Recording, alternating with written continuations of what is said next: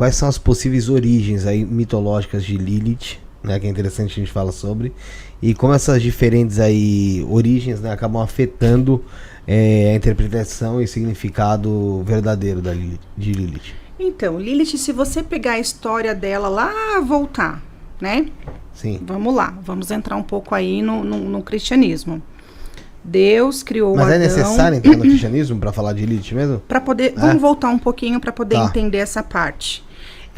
Se você vai conversar com muitas pessoas sobre Lilith, as pessoas vão falar que Lilith, ela foi a primeira esposa de Adão, onde ela não aceitou ser submissa a ele, e aí por esse motivo ela ficou com raiva, ela foi lá para os infernos, e lá ela se torna um demônio, onde ela se cresce, ela se fortalece, enfim, e depois ela passa a vingar-se de homens, enfim, de pessoas ali que colocam a mulher nessa questão.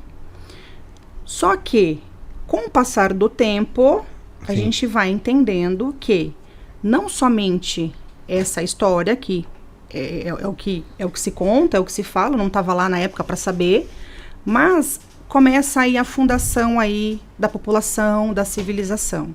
Lá atrás, se a gente já olhar, já existiam mulheres que ela de repente não queria casar, porque era o pai ou a mãe que fazia o casamento. Aquela mulher, em algumas culturas, ela precisava provar, ela tinha que casar virgem, e ainda assim, na noite do casamento, ela tinha vindo com um lençol para poder provar ali que, de fato, ela era virgem. Mas muitas mulheres ali, se a gente voltar, elas estavam fazendo coisas contra as suas vontades. Então, se a gente observar esse poder feminino, ele já existe muito antes dessas mulheres, inclusive, saber das suas histórias. Isso é uma questão de gostar ou não gostar. Muitas mulheres também, e aí tem uma outra questão bem interessante de falar, que naquela época existiam mulheres que não queriam casar virgem. De repente viu o vizinho, foi lá, teve uma relação, mas naquele momento do casamento, quando era descoberto que não era virgem, que não era nada, elas, para se defender, porque senão seria o braço arrancado, cabeça arrancada, foi os sucumbos, foi os incumbos, foi os espíritos que tirou a minha virgindade, mas era uma forma delas se protegerem.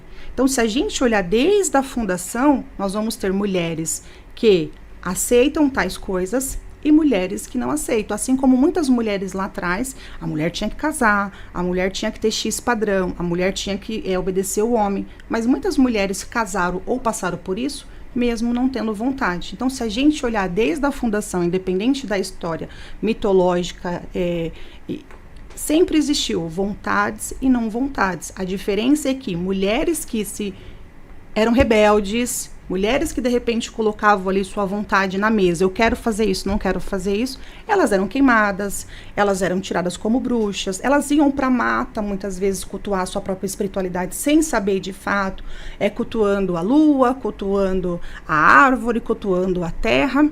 E isso fez com que as mulheres foram se dividindo aí. Então, se a gente analisar todo um contexto, desde a fundação do mundo, nós vamos ter mulheres que aceitavam X coisas e mulheres que jamais aceitariam Y coisas.